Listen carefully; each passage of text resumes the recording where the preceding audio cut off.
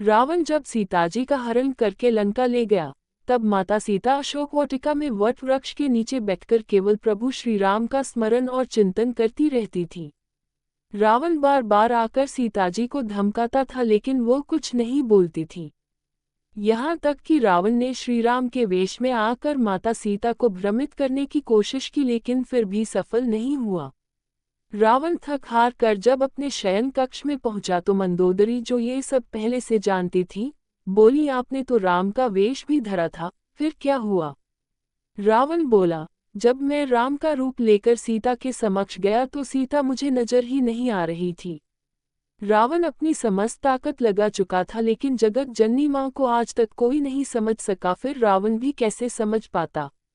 लेकिन लंकापति रावण भी कहाँ हार मानने वाला था। उसने फिर से माता सीता के करीब आने का प्रयास किया। वह सीता माँ से आकर बोला, मैं तुमसे सीधे सीधे संवाद करता हूँ, लेकिन तुम कैसी नारी हो कि मेरे आते ही घास का तिनका उठाकर उसे ही घूर घूर कर देखने लगती हो। क्या घास का तिनका तुम्हें राम से भी ज्यादा प्यारा है?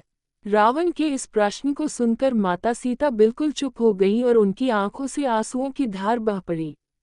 शायद वह मन ही मन उन खूबसूरत पलों के बारे में सोच रही होंगी जब श्री राम से विवाह करके अयोध्या आई थी और नई नवेली दुल्हन के रूप में आदर सत्कार हुआ था। माता सीता का बड़े आदर के साथ गृह प्रवेश हुआ और उत्सव मनाया गया। उस वक्त एक परंपरा निभाई गई और उस परंपरा में उस घास का तिनके का रहस्य छिपा हुआ है। नववधू जब ससुराल आती है तो उसके हाथ से कुछ मीठा पकवान बनवाया जाता है, ताकि जीवन भर परिवार के सदस्यों के बीच मिठास बनी रहे। इसलिए सीताजी ने उस दिन अपने हाथों से घर पर खीर बनाए और समस्त परिवार, राजा दशरथ सहित चारों भ्राता और ऋषि संतों को परोसी। सीताजी ने जैसे ही खीर परोसना शुरू किया कि जोर से एक हवा का झोंका आया। सभी ने अपनी अपनी पत्तल संभाली। सीताजी कुछ समझ पाती कि राजा दशरथ जी की खीर पर एक छोटा सा घास का तिनका आकर गिर गया। सीताजी ने उस तिनके को देख लिया, लेकिन अब खीर में हाथ कैसे डाले ये प्रश्न था। तब सीताजी ने दूर से ही उस तिनके को घूरकर जो देखा, तो वो तिनका जलकर राख का एक छोटा सा बिंदु बनकर रह गया।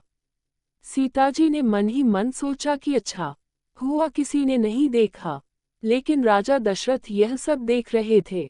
फिर भी दशरथ जी चुप रहे और अपने कक्ष में चले गए और वहां सीताजी को बुलवाया।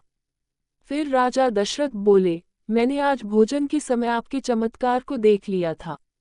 आप साक्षात जगत जननी का दूसरा रूप हैं।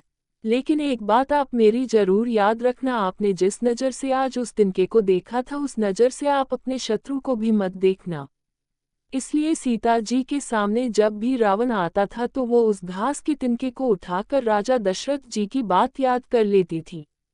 सीता जी चाहती तो रावण को अपनी एक नज़र से ही भस्म कर सकती थी, लेकिन राजा दशरथ जी को दिए वचन की वजह से वह शांत रहीं।